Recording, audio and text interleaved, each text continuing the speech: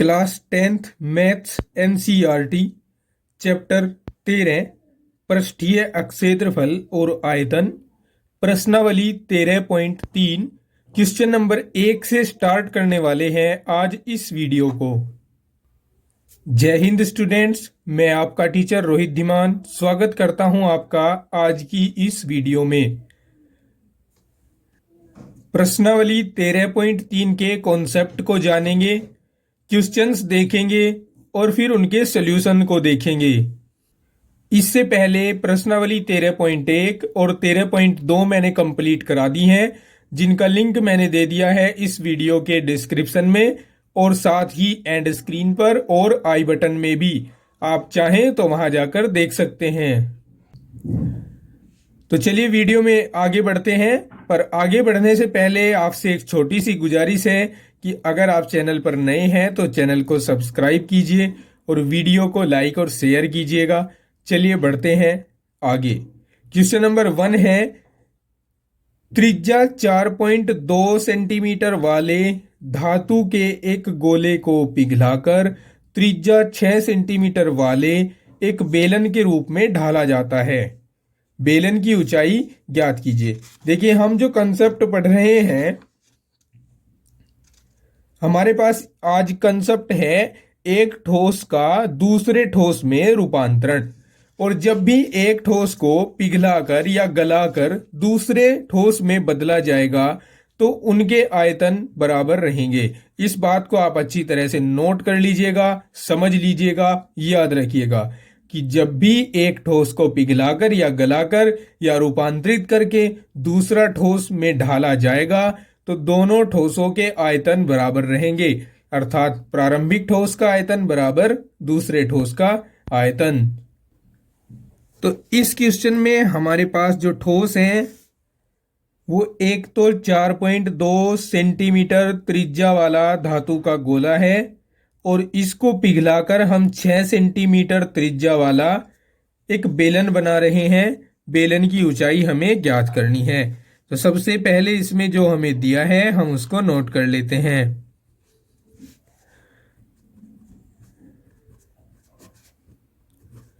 गोले की त्रिज्या, इसको मैं R1 से डिनोट कर रहा हूं 4.2 सेंटीमीटर। बेलन की त्रिज्या,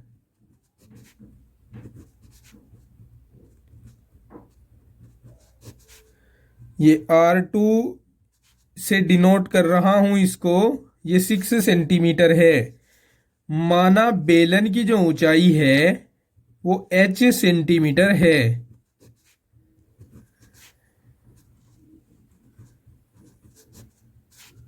h सेंटीमीटर है, तब आयतन बराबर होंगे बेलन का आयतन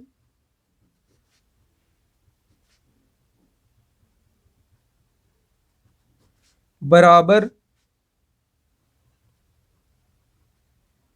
गोले का आयतन।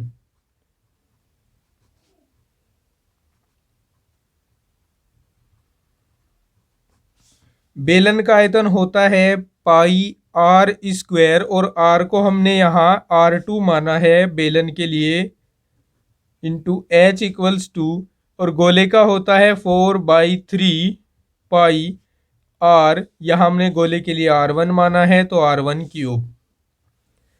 पाई से पाई कैंसिल हो जाएगा, R2 की वैल्यू रख दोगे 6 स्क्वायर, H को H ही रखना होगा क्योंकि H हमें ज्ञात करना है, और R1 को 4.2 का क्यूब लिखना होगा।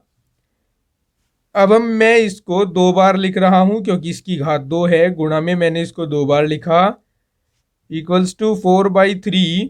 इसको भी मैं 3 बार लिखूंगा क्योंकि इसकी घात 3 है। ऐसा मैं क्यों कर रहा हूं? क्योंकि मैं कैलकुलेशन को आसान बनाना चाहता हूं। H इक्वल्स टू, इनको हम लिख सकते हैं 4 इंटू 4.2 इंटू 4.2 इंटू 4.2, यहाँ भी 2 आएगा, अपॉन नीचे 3, और ये दोनों भी अपॉन में आ जाएंगे इधर 6 × 6। ठीक है, अब देखिए 6 × 6, 6×7 = 42, 0.7 आ जाएगा ऊपर। 6 × 6, 6×7 = 42, 0.7 आ जाएगा। 3 × 3, 3 × 3, 3×4 = 12।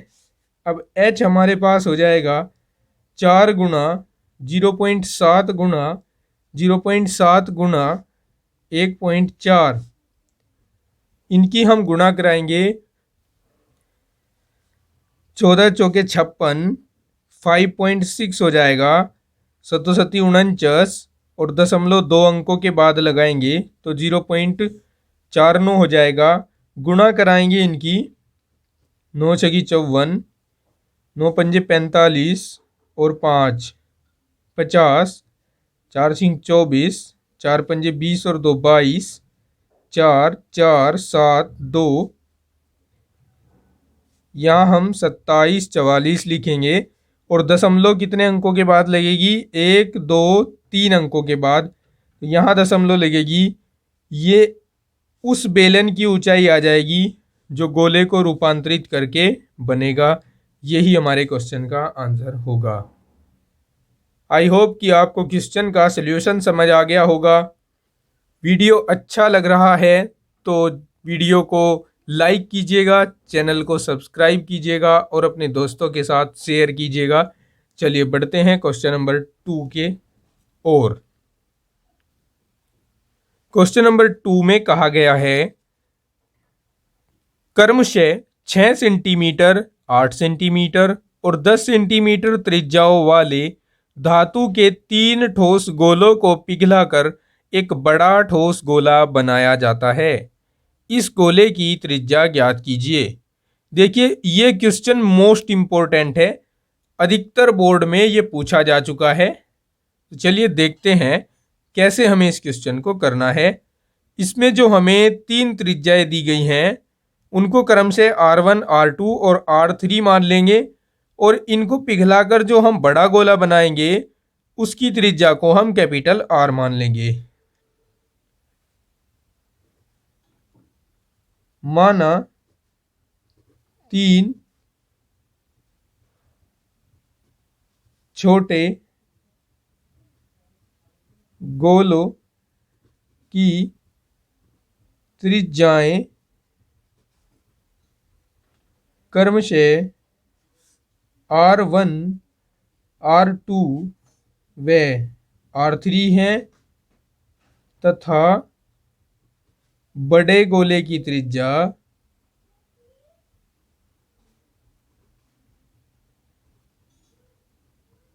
कैपिटल R है।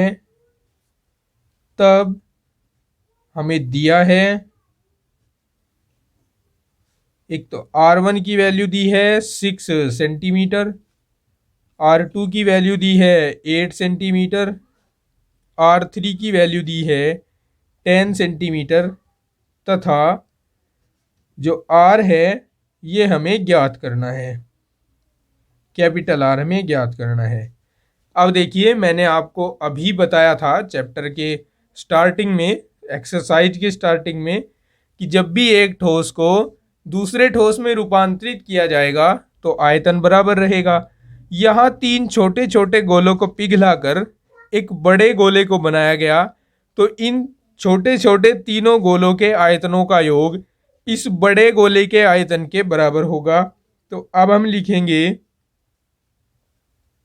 बड़े गोले का आयतन बराबर तीनों छोटे गोलों के आयतनों का योग, अर्थात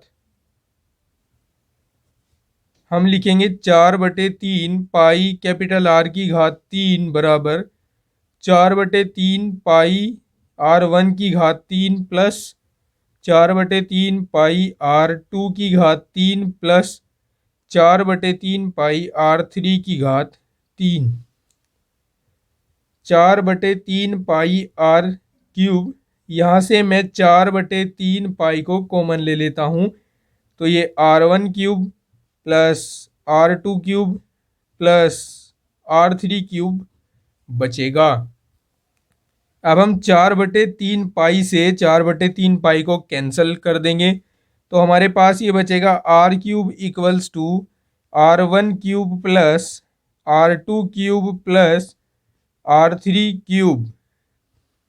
अब हम R1, R2 और R3 की वैल्यू रखेंगे इसमें। R क्यूब इक्वल R1 की वैल्यू 6 है, 6 क्यूब प्लस R2 की वैल्यू 8 है, 8 क्यूब प्लस R3 की वैल्यू 10 है, तो 10 क्यूब। 6 का क्यूब होता है 216 यानी 216। 8 का होता है 512 और इसका होता है 10 का 1000।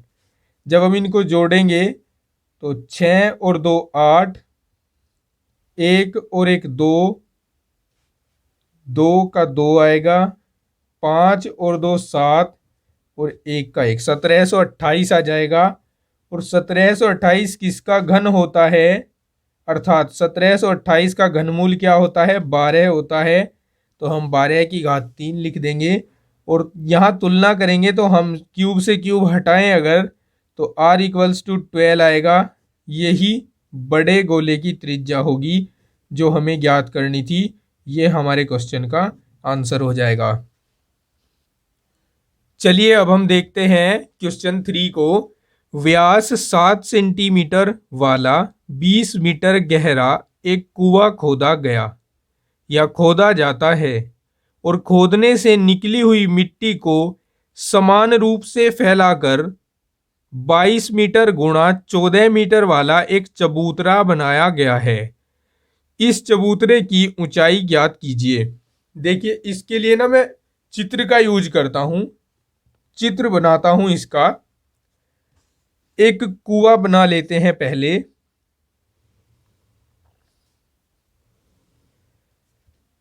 आप मान लीजिए कि ये कुआं है और कुआं बेलनाकार होता है। इस कुएं का व्यास 7 मीटर है और इस कुएं की गहराई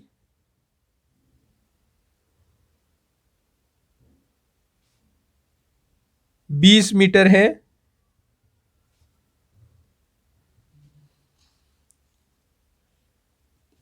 इससे निकली मिट्टी से एक चबूतरा बनाया गया है समान रूप से फैलाकर। तो चबूतरा कैसा होता है, चबूतरा एक घनाभ के आकार का होता है।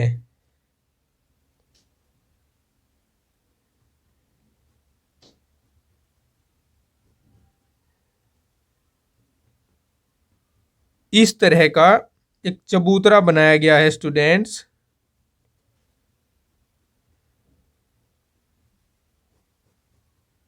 ठीक है, ये चबूतरा हो गया। इस चबूतरे की हमें क्रम से लंबाई और चौड़ाई दी है। चबूतरे की लंबाई है 22 मीटर और चबूतरे की चौड़ाई है 14 मीटर। ये 14 मीटर है चौड़ाई। तो पूछा है कि चबूतरे की ऊंचाई कितनी है, तो हम इसकी ऊंचाई को h मानकर चलते हैं कि इसकी ऊंचाई h है। हमें जो जो कुछ दिया है वो नोट करेंगे।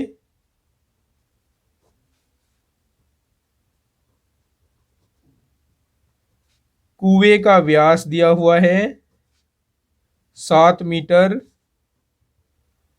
बात करें कुएं की त्रिज्या की, तो त्रिज्या हो जाएगी 7/2 मीटर। त्रिज्या को r मान लीजिए। गहराई, गहराई हो जाएगी, गहराई को h डैश कह रहा हूं मैं। गहराई इसकी 20 मीटर दी गई है। चबूतरे की लंबाई, इसको मैं L मान रहा हूं, ये 22 मीटर दी है। चौड़ाई, इसको मैं B मान रहा हूं, ये 14 मीटर दी है। अब मैं लिख रहा हूं माना चबूतरे की ऊंचाई h है।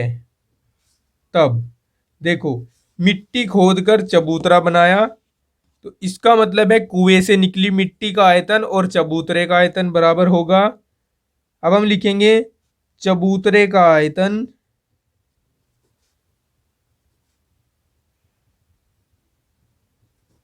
बराबर कुएं से निकाली गई मिट्टी का आयतन।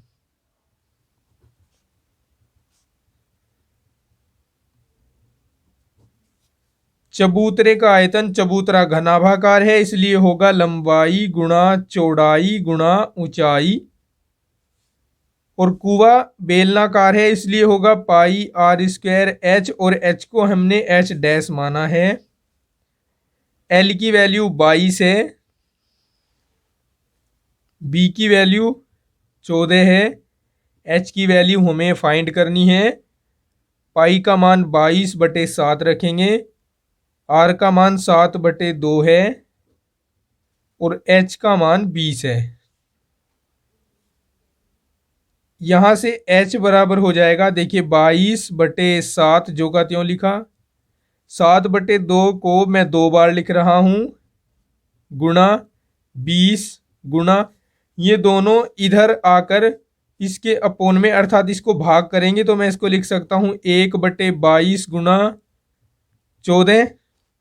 अब यहाँ 22 से 22 कैंसिल हो जाएगा, इस 7 से ये 7, इस 7 से ये 14 कट के 2 आएगा, 2 से इस 20 को काट देंगे तो ये 10 आ जाएगा।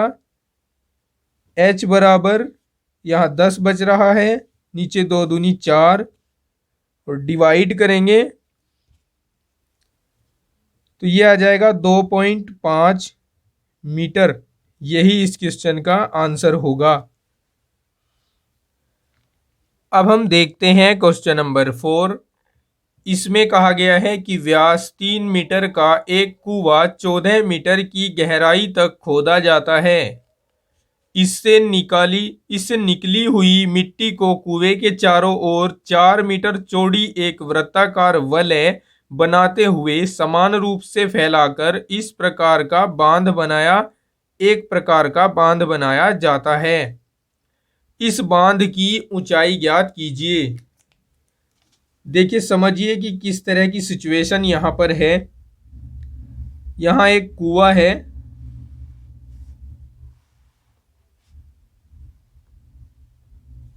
इससे मिट्टी निकाली और निकालकर इस कुएं के चारों तरफ फैलाकर एक चबूतरा बनाया गया इस तरह से।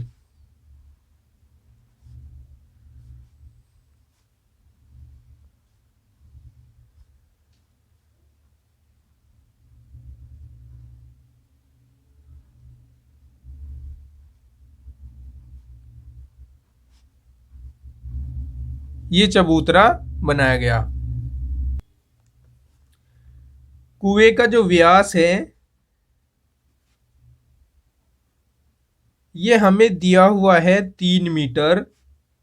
यहां से बात करें त्रिज्या की, तो त्रिज्या हो जाएगी कुएं की 3/2 मीटर।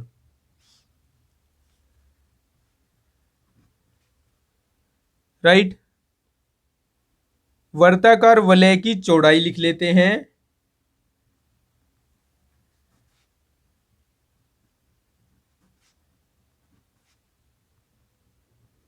ये हमें दी गई है 4 मीटर।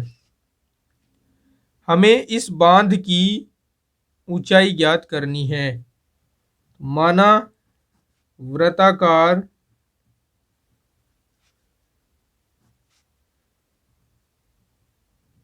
वलय नुमा बांध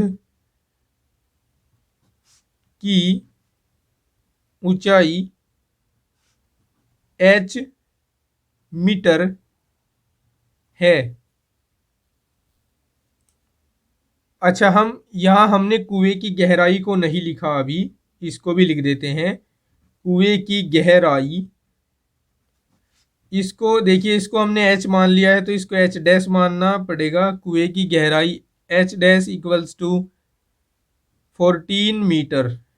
ठीक है, ये त्रिज्या कुएं की है, इसको हम R1 मान रहे हैं। ठीक है, R1, क्योंकि एक और त्रिज्या यहाँ आएगी जो बांध के लिए होगी, उसको हम R2 मान लेंगे।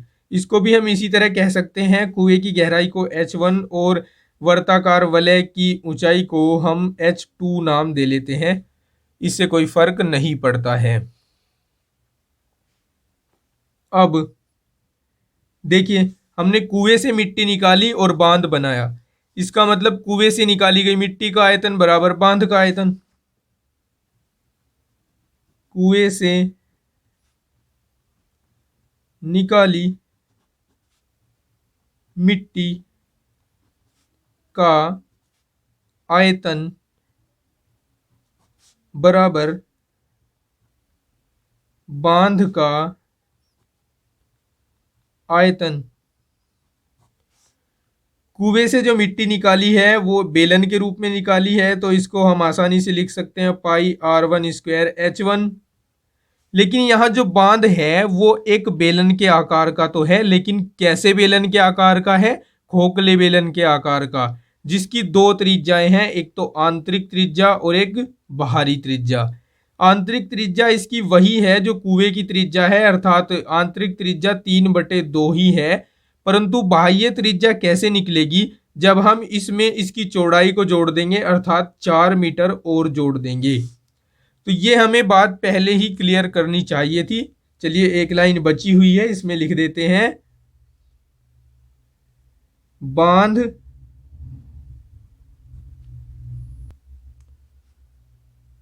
की बाहरी त्रिज्या, इसको हम देखिए, इसको R1 माना है, इसको हम R2 मान लेते हैं। ये होगी R1 प्लस 4 मीटर। ठीक है, इसको मैं यहाँ इधर हल करके तब यहाँ लिखूंगा डायरेक्टली। 3/2 में मुझे ऐड करना है 4, तो 4 दूनी 8, 8 और 3 11, 11/2 आएगा ये।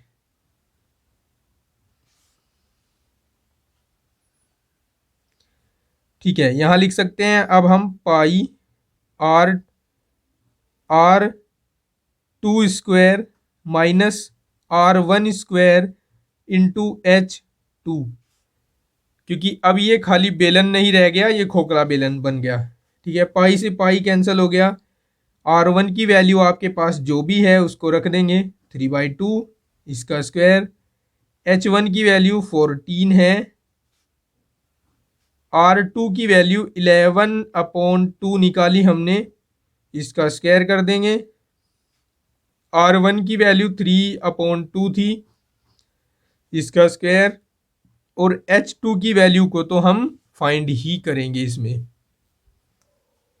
अब देखिए, इसको मैं 2 टाइम्स लिख दूंगा, यानी 3/2 इंटू 3/2 इंटू 14 इक्वल्स टू, यहाँ 121/4 हो जाएगा, यहाँ 9/4 हो जाएगा इंटू H। ये 3/2 इंटू 3/2 इंटू 14 इक्वल्स टू, यहाँ कितने बचेंगे? 21 में से 9 घटाइए, 12 बचेंगे, 12/4 गुणा H, 112। ठीक है, 112 बचेंगे। अब हम 4 से इधर गुणा कराएंगे और 112 से भाग कराएंगे, तो H बराबर होगा 3 गुणा 3 गुणा 14 गुणा 4/2 गुणा 2 गुणा 112। ठीक है, अब ये 4 से कट जाएगा, 4 एकम 4, 4 दूनी 8 और 3 बचेंगे, 4 अठे 32। फिर 14 से कट जाएगा, 14 एकम 14, 14 दूनी 28। h बराबर यहाँ हो जाएगा 3 तिया 9 और यहाँ 2 दूनी 4 दूनी 8। अब हम 9 को 8 से भाग देंगे तो 8 एकम 8 चलेगा, बच जाएगा 1, फिर 8 एकम 8, फिर 20 हो जाएंगे, 8 दूनी 16, फिर 4 बचेंगे 40 हो जाएंगे, 8 पंजे 40। तो जो बांध हम बनाएंगे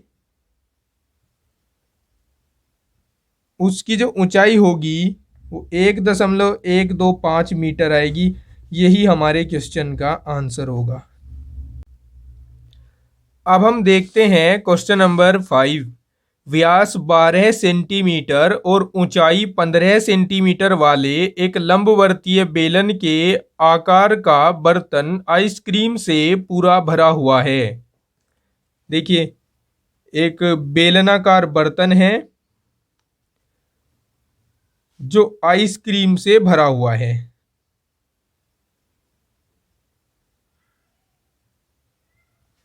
ठीक है, और फिर हमें कहा गया है कि इस आइसक्रीम को ऊंचाई 12 सेंटीमीटर और व्यास 6 सेंटीमीटर वाले शंकुओं से भरा जाना है।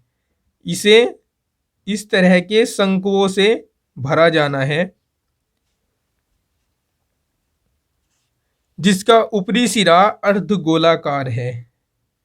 ठीक है, इस तरह की आइसक्रीम से भरा जाना है। उन शंकुओं की संख्या ज्ञात करो जो इस आइसक्रीम से भरे जा सकते हैं। तो मैंने आपको पहले भी ऐसा क्वेश्चन बताया था कि जब आपको शंकुओं की या किसी भी क्वेश्चन में संख्या पूछी जाएगी तो आप भाग करेंगे बड़े आयतन को छोटे आयतन से। यहाँ बड़ा आयतन किसका है? बड़े बर्तन का जिसमें आइसक्रीम भरी हुई है। और छोटा आयतन किसका होगा? छोटा आयतन से मेरा मतलब है आयतन का आंकिक मान कम होना। तो यहाँ पर छोटा आयतन होगा इस शंकु का जिसमें आइसक्रीम भरी जा रही है। तो हम क्या करेंगे, इसका आयतन निकालेंगे, इसका आयतन निकालेंगे, इसके आयतन को इस शंकु के आयतन से भाग करा देंगे तो हमारे पास इन शंकुओं की संख्या आ जाएगी। सबसे पहले हम लिख लेते हैं, हमें दिया गया है बेलनाकार बर्तन का या की ऊंचाई को पहले लिख लेते हैं h बराबर h1 कह लेते हैं क्योंकि यहाँ शंकु भी है, उसकी भी ऊंचाई दी गई है 15 सेंटीमीटर। व्यास दिया गया है इसका 12 सेंटीमीटर। तो त्रिज्या निकाल लेंगे, त्रिज्या को r1 कह देते हैं, ये 12 का आधा करके मिलेगी यानी 6 सेंटीमीटर आ जाएगी। अब इस बेलन का आयतन लिख देंगे पाई r1 स्क्वायर h1। अभी आंकिक मान नहीं रखेंगे इसमें, इसको ऐसे ही छोड़ेंगे। पुनः दिया है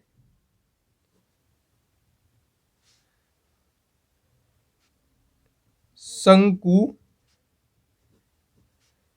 की ऊंचाई, ये h2 मान लीजिए 12 सेंटीमीटर दी है, व्यास 6 सेंटीमीटर है, तो त्रिज्या r का मान r2 मान लीजिए इसको, ये 3 सेंटीमीटर हो जाएगा। अब इस आइसक्रीम वाले शंकु का आयतन, देखिए यहाँ कहा गया शंकु है लेकिन इस शंकु का जो ऊपरी भाग है वो अर्धगोलाकार है। तो ये कैसे आएगा? शंकु का आयतन प्लस अर्धगोलाकार शीर्ष का आयतन।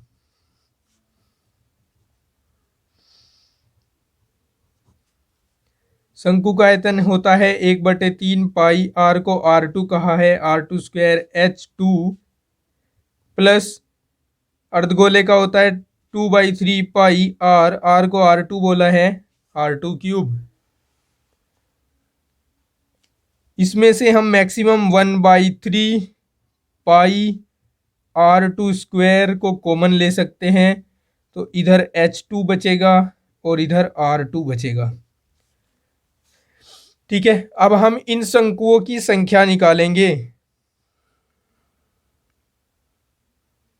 शंकुओं की संख्या बराबर बेलन का आयतन, या बेलनाकार बर्तन था हमारे पास तो बेलनाकार बर्तन लिख देंगे, बर्तन का आयतन, और इसके बटे में एक शंकु का आयतन रख देंगे।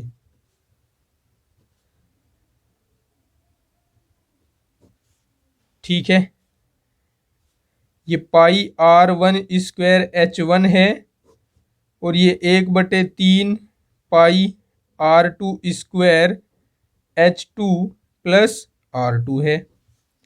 पाई से पाई कैंसल, 3 की गुणा ऊपर करा देंगे तो ये 3 गुणा R1 की वैल्यू रखेंगे 6 है तो 6 का स्क्वायर, H1 की वैल्यू रखेंगे 15, R2 की वैल्यू रखेंगे, R2 की वैल्यू है 3 तो 3 का स्क्वायर इंटू H2 की वैल्यू रखेंगे, H2 की वैल्यू हमारे पास है 12 प्लस R2 की वैल्यू फिर से 3 रख देंगे। अब ये 3 इंटू 6 इंटू 15 और यहाँ 3 इंटू 3 इंटू 15 आ जाएगा, 15 से 15 कैंसिल होगा, एक 3 से एक 3 कैंसिल हो जाएगा। अच्छा, यहाँ पर अब हमारे पास ये 3 से 3 कैंसिल हुआ, 3 दूनी 6, अभी कुछ छूटा है, हाँ एक 6 छूट रहा है यहाँ से तो इसको मैं यहाँ लिख देता हूँ, 6 दूनी 12, अरे नहीं अब भी कुछ छूटा हुआ है, एक बार जरा इसको क्रॉस चेक करते हैं पीछे से। 1/3 पाई R2 स्क्वायर H2, 2/3 पाई R2 क्यूब। अच्छा यहाँ से हमने ये तो कॉमन ले लिया, ओहो सॉरी यहाँ पर 2 छूटा हुआ है, चलिए ये 2 यहाँ पर और 2 ही यहाँ पर आएगा, फिर 2 यहाँ पर आएगा,